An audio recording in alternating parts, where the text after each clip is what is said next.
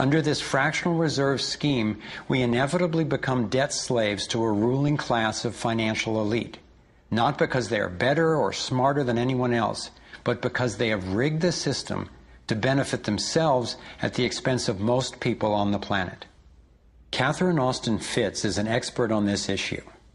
She was an Assistant Secretary of Housing and Urban Development under President George Bush Sr., and then an advisor to the Clinton administration. Let's set up a game of Monopoly and you want to buy Park Place. What I can continually do is just print money, give myself more money, lower the value of your money by printing more.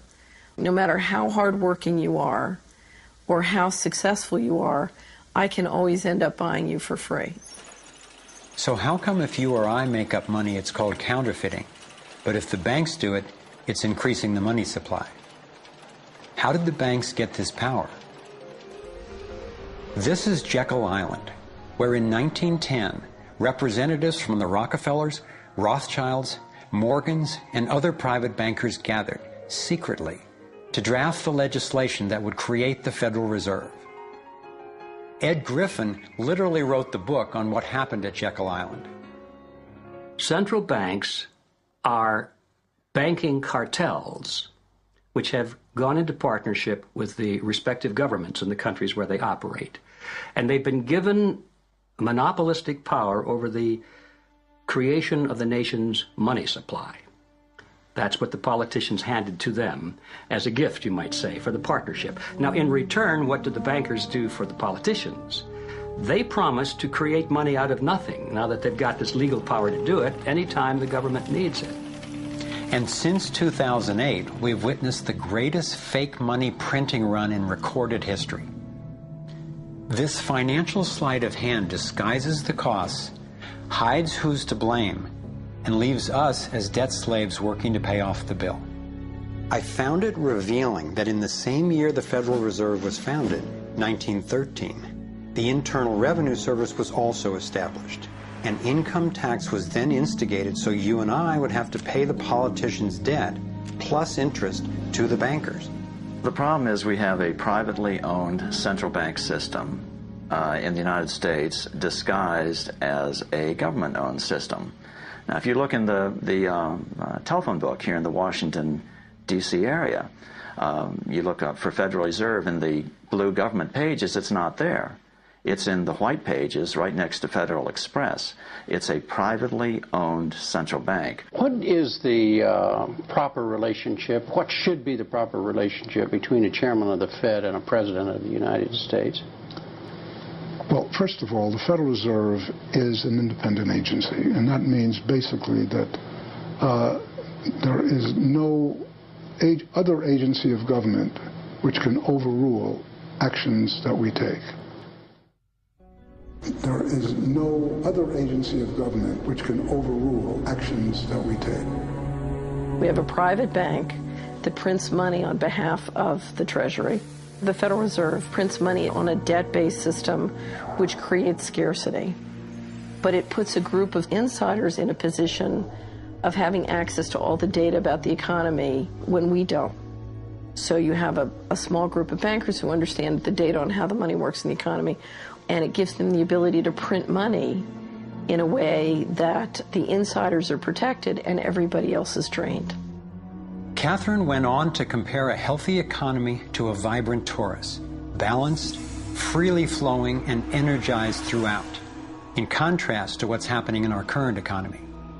What you have is a system that's very dynamic, and it's trying to optimize. But intertwined in the core of it, you have a tapeworm. The way a tapeworm works in your body is it injects a chemical into your body that makes you crave what's good for the tapeworm and bad for you. You have a parasite that's very much manipulating and engorging itself at the expense of the whole. We live in a tapeworm economy where the financial elite are the tapeworm and they're feeding on us. And they don't like it when people blow their cover. After Catherine began exposing government corruption at the highest levels, the FBI raided her company and seized its assets. She was dragged through the courts for 10 years before being found innocent. So we've got the Federal Reserve, a privately owned corporation with a monopoly on creating money, but with no accountability, backed up by a government with a monopoly on force. The country got sold on the Fed as an institution that would help stabilize the economy and remain independent of politics.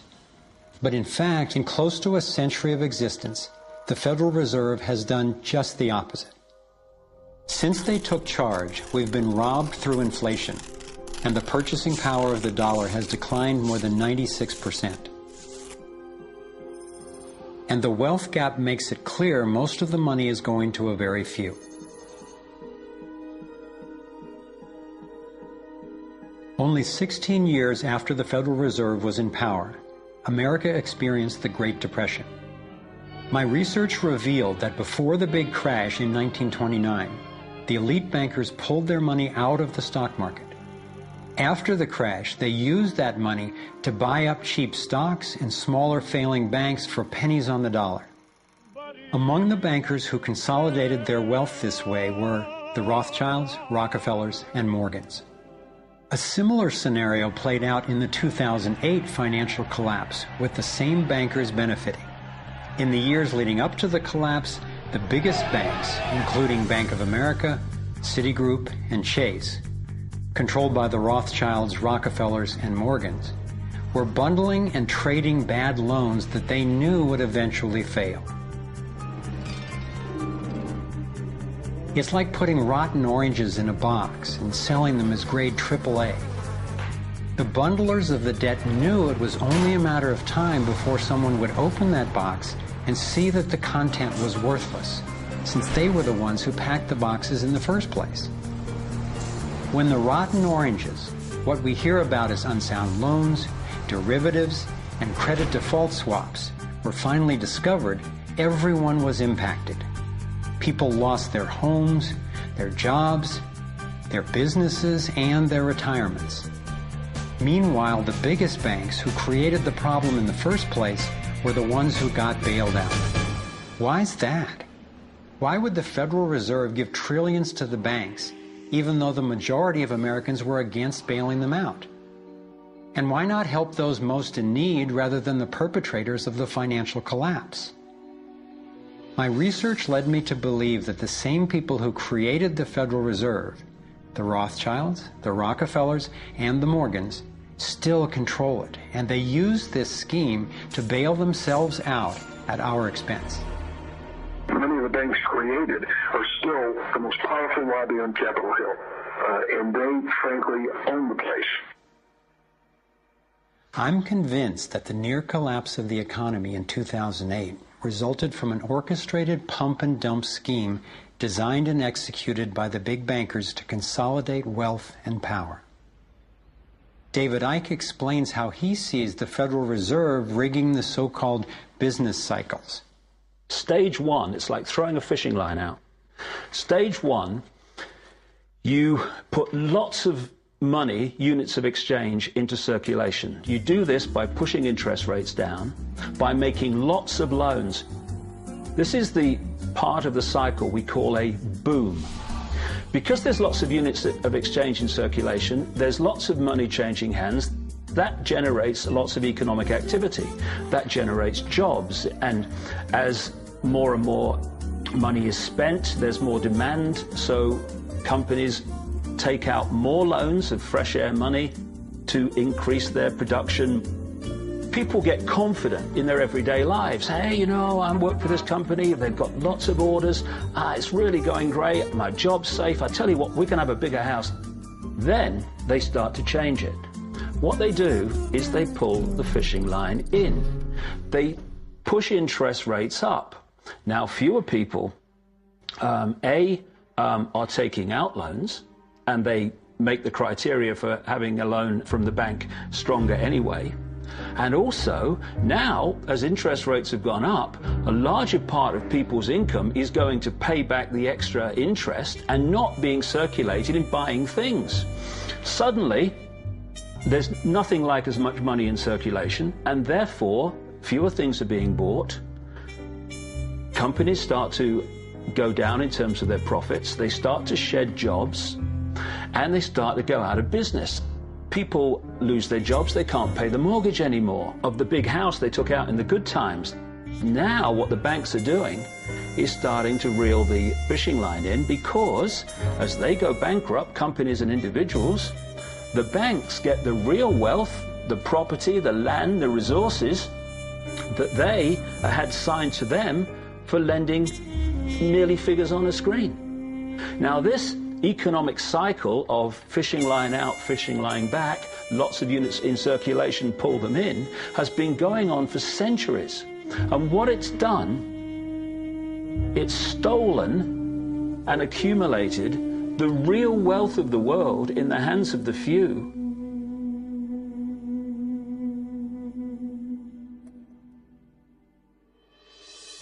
At the international level, central bankers use the World Bank and the International Monetary Fund to make more money while exploiting the resources of countries they lend to, bankrupting them in the process. The central bank of central banks is the Rothschild-created Bank for International Settlements. The elite are positioning themselves to control access to virtually everything we need to survive. No matter where you go in the world, the money is controlled by the banking system. They decide if people eat or if they don't eat. Who's a billionaire and who lives on less than $1 a day? He who controls the money controls the world, and a very few control the money.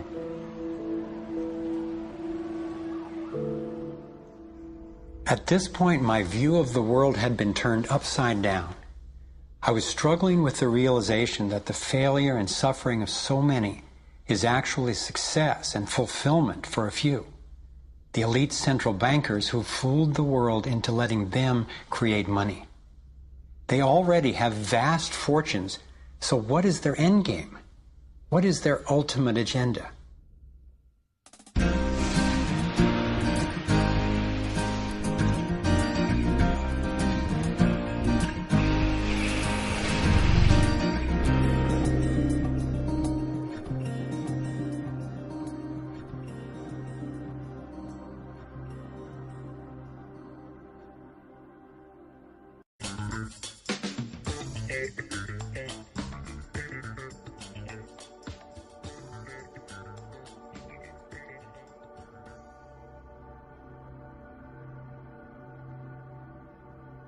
Under this fractional reserve scheme, we inevitably become debt slaves to a ruling class of financial elite. If you or I make up money, it's called counterfeiting. But if the banks do it, it's increasing the money supply. How did the banks get this power? This is Jekyll Island, where in 1910, representatives from the Rockefellers, Rothschilds, Morgans, and other private bankers gathered, secretly, to draft not because they are better or smarter than anyone else, but because they have rigged the system to benefit themselves at the expense of most people on the planet. Catherine Austin Fitts is an expert on this issue. She was an Assistant Secretary of Housing and Urban Development under President George Bush Sr., and then an advisor to the Clinton administration. Let's set up a game of Monopoly, and you want to buy Park Place. What I can continually do is just print money, give myself more money, lower the value of your money by printing more. No matter how hardworking you are or how successful you are, I can always end up buying you for free. So how comes the legislation that would create the Federal Reserve? Ed Griffin literally wrote the book on what happened at Jekyll Island. Central banks are banking cartels which have gone into partnership with the respective governments in the countries where they operate. And they've been given